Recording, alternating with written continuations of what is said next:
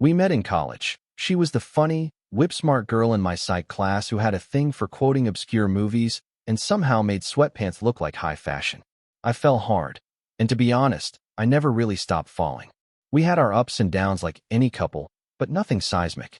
Nothing that'd make you pause and think, yep, time to brace for impact. Lately, though, things had started to feel off. Nothing dramatic. Just subtle stuff, like how she started going to bed with her phone instead of a book. Or how she suddenly had a hot yoga class every Tuesday and Thursday, and came back looking like she'd just done CrossFit with Navy SEALs. I mean, I'm not an idiot. If she came back from yoga smelling like craft cocktails and bad decisions, that'd be one thing. But no, she came back fresh. Too fresh. And the affection? That started going on vacation without notice. Used to be she'd reach for my hand when we watched TV, or rub my shoulders while I was at the sink doing dishes. That stuff just stopped. Like someone flipped a switch and forgot to turn it back on. I chalked it up to stress. Her work had gotten more demanding, and we'd been in a bit of a rut. I told myself relationships ebb and flow, and maybe this was just the ebb. I figured I'd ride it out. Turns out, the tide wasn't just going out. It was taking my marriage with it. It was a Thursday night, and I was home early for once. I'd just wrapped up a project at work, cracked open a cold one, and figured I'd surprise her by cooking dinner. I'm no chef, but I can throw together a mean carbonara. She texted me she'd be running late after yoga, and that I shouldn't wait up. Did I believe her? At the time, yeah. Or maybe I just wanted to. So I'm plating dinner, candles lit like some kind of rom-com idiot, and I notice her iPad is still on the kitchen island. Now, my wife's not dumb. She usually keeps her devices close. But this time, she left it unlocked. Notifications were popping up like popcorn, and that's when I saw it. A message from someone saved under the name Tina, work, but the preview said, "He said you looked insane in that dress. Can't believe you did it in his car. You dirty bitch," face with tears of joy. My stomach dropped.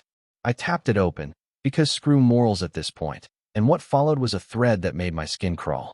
There were selfies, her in the same dress she wore last Friday night, when she said she was catching up with old co-workers. And then the texts. Oh, the texts. "He said your mouth should be illegal. You better not tell Joe. I still smell like his cologne, LOL.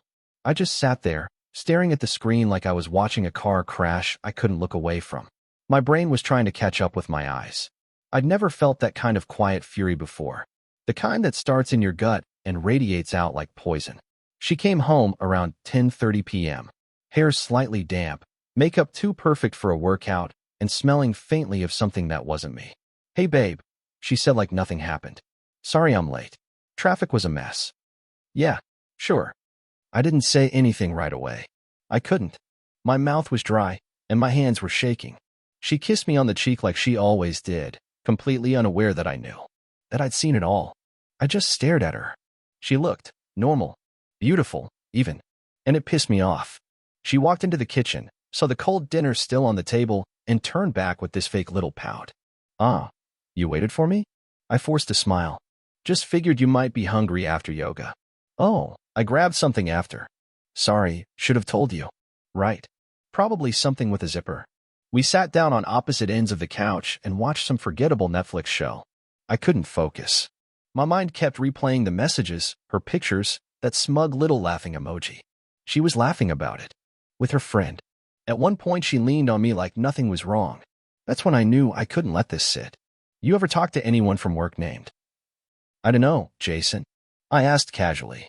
She tensed, just slightly, but enough that I caught it. "No, why?" "Oh, just saw some text pop up on your iPad earlier. Thought maybe it was someone you worked with." There was a pause. You could hear it. That tiny shift in the air when someone knows the walls are closing in. "Oh, that," she said with a laugh that didn't sound quite right. "That's just Tina being Tina. You know how she jokes." "Uh-huh. But who's he in the texts?" "The one who said you looked insane in that dress." Her face froze for half a second. Then came the eye roll. The defensiveness. The tone. "Seriously? Are you going through my stuff now?" Bingo. I didn't answer. Just stared at her while she tried to spin it. "It's nothing. It was a joke. I wore that dress out and some guy complimented me. Big deal. Tina just exaggerates everything." And just like that, she had her story ready. As if she hadn't just been caught red-handed. The lies came smooth, practiced. That's what hit me the hardest. Not the cheating itself, but how easily she slipped into the role. How many times had she done this? I didn't push back that night. I told her I believed her. Then I got up, grabbed my pillow, and slept on the couch, not because I was mad, but because I couldn't bear to share a bed with someone who could lie that easily with my arm around her. The next few days were a circus of pretending. She acted like nothing happened, morning coffee, pecks on the cheek, her usual banter about annoying coworkers, and her new wellness podcast. Meanwhile, I was playing detective in the shadows, deep diving into everything I'd ignored for months. I started noticing things I'd brushed off before. Her car clock was always reset, like the battery had died and no one bothered fixing it. She suddenly had new lingerie, but I hadn't seen it on her. Ever. Her phone was always face down. She used to scroll TikTok next to me in bed. Now she kept it silent, locked, and out of sight like it held state secrets. The worst part? She got nicer. Almost suspiciously so. Like she sensed I was onto her and decided to course correct by being extra sweet.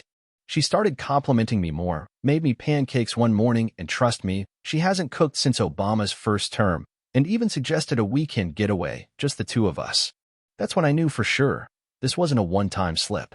This was a woman trying to overcompensate. Like handing someone a bouquet of flowers after hitting their dog with your car. So, I started digging. And it didn't take long to find more. I went through our phone bill. Yeah, privacy and all that. But let's be honest, that ship had sailed when she started using her mouth on someone who wasn't me. There was a number that kept showing up, always after 10 p.m., always for 20-plus minutes at a time. I Googled it. Burner VoIP number. Cute. I checked our shared calendar. She'd marked her yoga nights, but then I checked her location history on Google Maps. Turns out, my wife has been extremely committed to attending yoga at a Holiday Inn Express about 20 minutes away. Spiritual flexibility, I guess. That was the moment I stopped doubting myself. You know that awful gray area where you're not totally sure and part of you wants to believe the best in them? That moment killed it. I knew. And suddenly, I wasn't just suspicious. I was angry. It was a Saturday morning. She was in the kitchen making a smoothie, acting like the same woman who didn't have Jason's cologne still in her hair 2 nights ago. I walked in, calm as you like, leaned against the doorway, and just said, "So, how was the Holiday Inn Express on Tuesday?" She froze, mid-banana slice. I'll give her credit, she recovered fast. Turned around, eyebrows up, like I just asked her if she believed in Bigfoot. What? I stepped in. Google Maps says you weren't at yoga. You were at the Holiday Inn off Route 9 for about 2.5 hours. Want to try that again? And that's when the switch flipped. She went from fake confused to full-on defensive in under 5 seconds. Are you seriously tracking me now? What the hell, Joe? Oh, I'm sorry. I shot back. Should I have waited until the post-coital stretch session before asking? She slammed the blender cup down. You're acting like a crazy person. No, I'm acting like a husband whose wife is sneaking off to hotels under the name of Downward Dog. Silence. Then she finally said it. Fine. You want the truth? Yes, I met someone. It wasn't supposed to be a big deal. It just happened. I felt alive for the first time in years. That line. Alive. As if our life was some slow funeral march, and she needed another man's zipper to resuscitate her. I didn't yell. Didn't scream. I just asked one thing. How long? She shrugged. Like she was ordering off a menu. Couple of months. On and off. I didn't plan it. It just felt good to be wanted. Boom. There it was. Like a knife wrapped in casual guilt tripping. She didn't cry. She didn't beg. She didn't say it was a mistake. She just stared at me like she was the one waiting for an apology. That moment? That's when the switch flipped in me. Because I realized I wasn't mad she cheated. I was mad that she thought this pathetic excuse of a confession was enough. After her Oscar-worthy performance of the "it just happened" speech, she plopped down at the kitchen table like she needed a break. Like I had been grilling her too hard. I stood there, trying to piece together how the woman I'd built a life with could look so damn casual while setting fire to it. You done? I asked, deadpan. She looked at me, blinked. What's that supposed to mean? It means if there's more, now's the time. Cards on the table. I already know about the texts. The iPad, remember? And I saw the phone records. The burner number. I know you've been lying for months, and the only reason we're having this talk is because I cornered you. That's when she realized the jig was up. She let out this long sigh like I was the burden. And then the dam broke. Okay, she said. There was someone else before Jason. Just once. It was nothing. And there were a couple flirty texts with another guy from work. But that was it. I swear. Jesus Christ.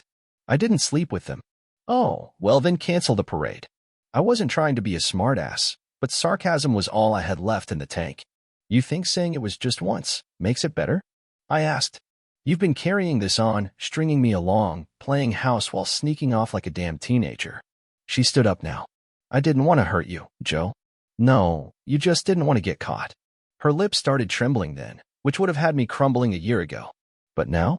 Now I just felt hollow. Like I was looking at a stranger wearing my wife's skin.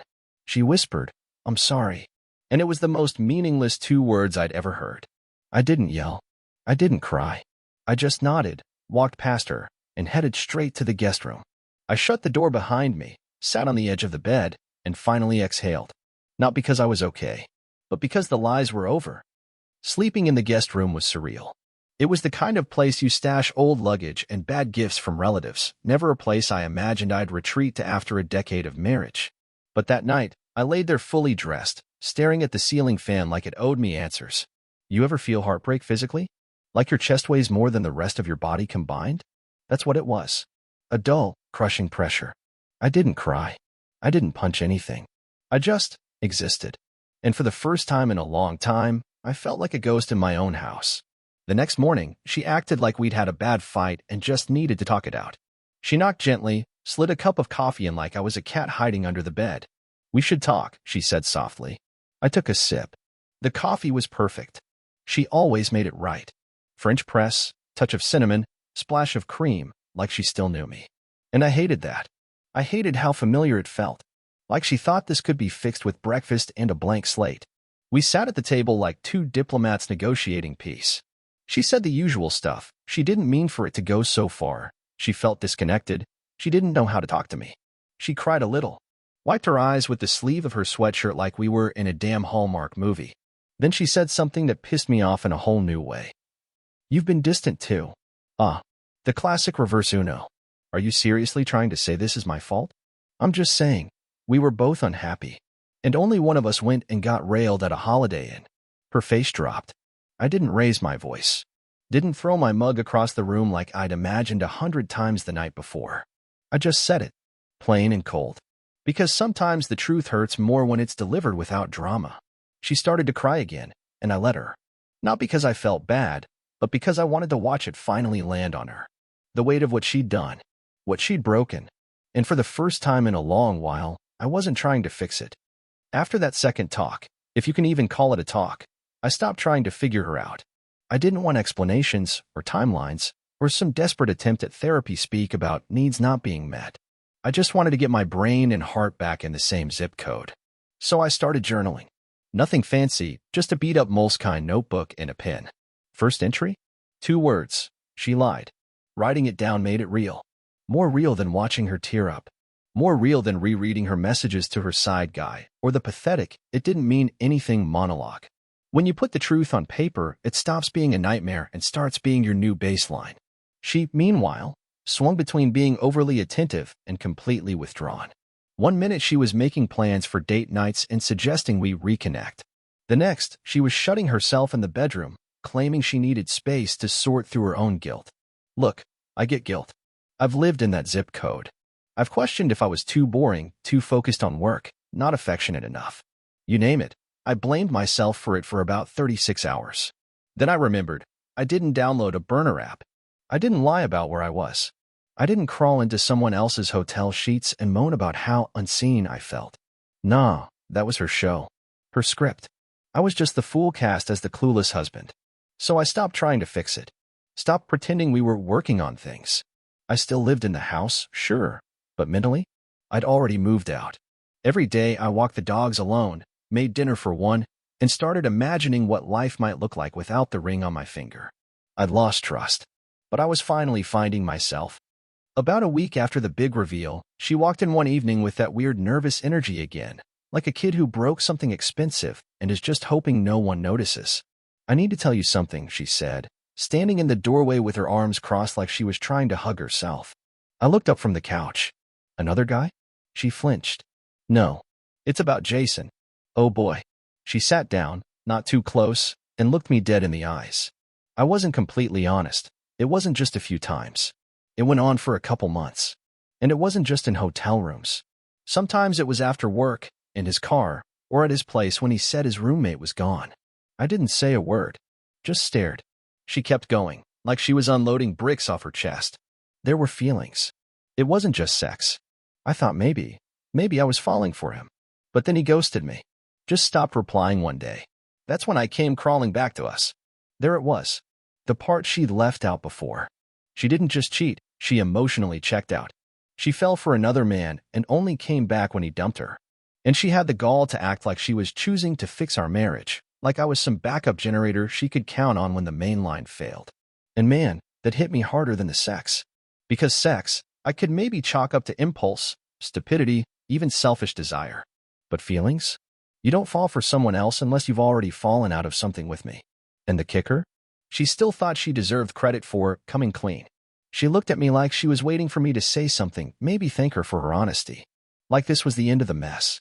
But I just nodded slowly and said, cool. Her mouth opened slightly like she wanted to say more, but I got up, grabbed my jacket, and went for a drive. I didn't know where I was going yet. I just knew I needed to get the hell away from the ruins of whatever this marriage had been. Driving that night felt like exhaling for the first time in weeks. I didn't blast angry music or scream into the steering wheel. I just drove. Quiet highway, windows down, letting the air punch me in the face like it owed me money. I ended up parked outside an old diner we used to go to when we were still dating.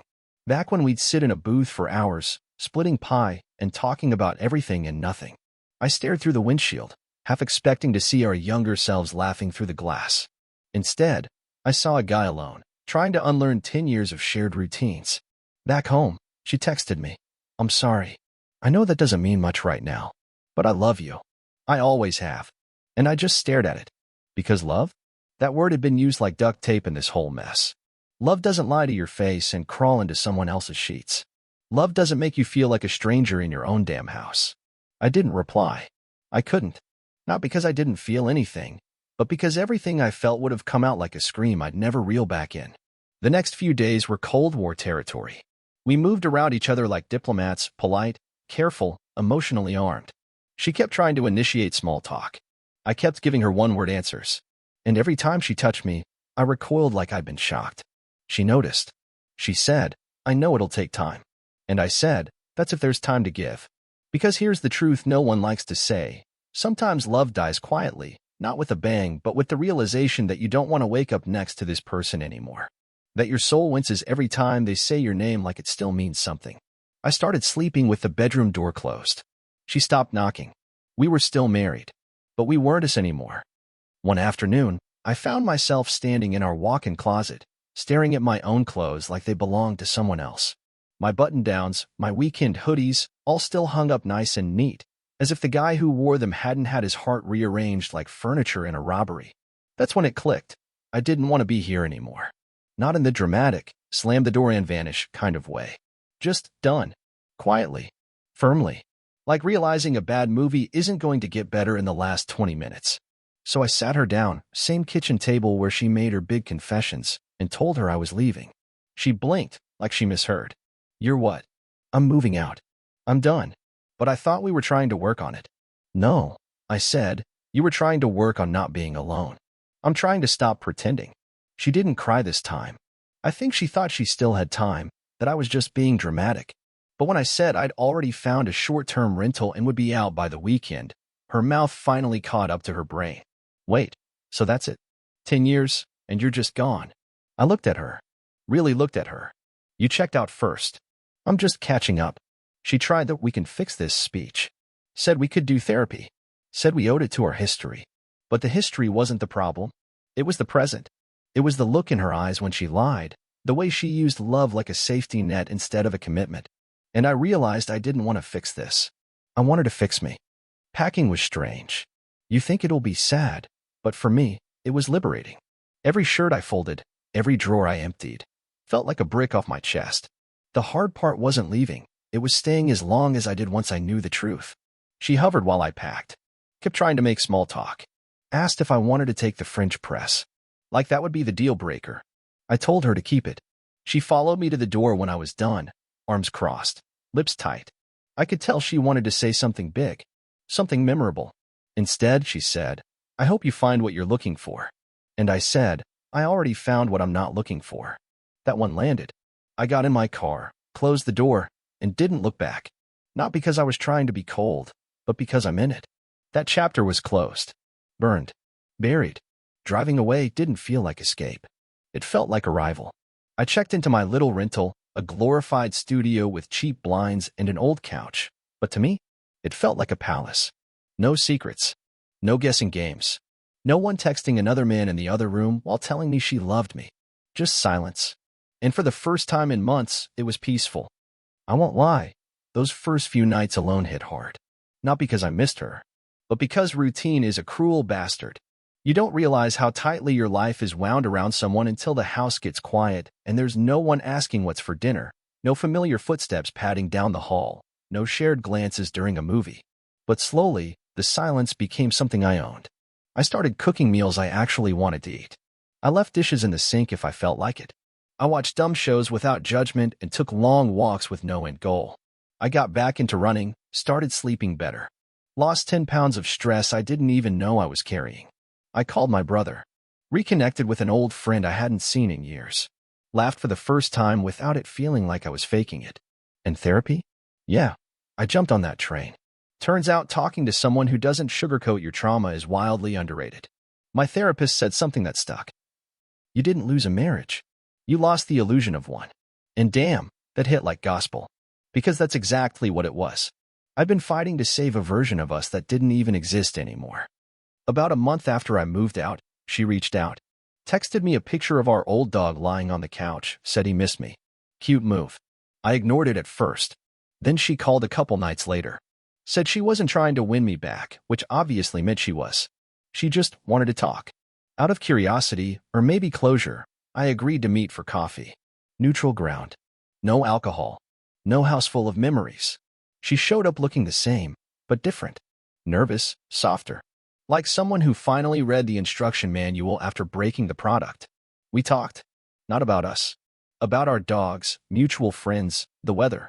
The safe stuff. Then she dropped it. I still love you. I nodded. I believe you. But that's not enough, is it? No, it's not. She looked like she'd been waiting to hear that, maybe hoping I'd change my mind when I saw her again. But I didn't. Because love without trust is like a car without an engine. You can sit in it all day long, but you're not going anywhere. She cried. Quietly. I didn't offer a tissue. I just sat there, sipping my coffee, feeling strangely calm. And that's when I realized I wasn't angry anymore. I wasn't even sad. I was just done. It's been a few months now. I've got my own space, my own schedule, my own peace, and I'm not trading any of that for anyone who can't look me in the eye and tell me the truth. What did I learn? I learned that love doesn't give you permission to betray someone and call it a mistake. That someone can cry and swear they're sorry, but the damage is already done. That forgiveness isn't owed, it's earned. And sometimes, it's just not coming. I learned that it's possible to be deeply in love with someone and still walk away. Not because you stopped loving them, but because you finally started loving yourself more. And for anyone reading this who's in the same boat, sitting there in that weird purgatory between suspicion and truth, here's my advice. Trust your gut. Ask the questions. Pay attention to how they answer them, not just what they say. And if you find out you've been lied to, betrayed, you don't need to set the world on fire or sink into bitterness. Just leave with your head high, your spine straight, and your dignity intact. You don't need closure from them. You are the closure. Me? I'm good. Actually good.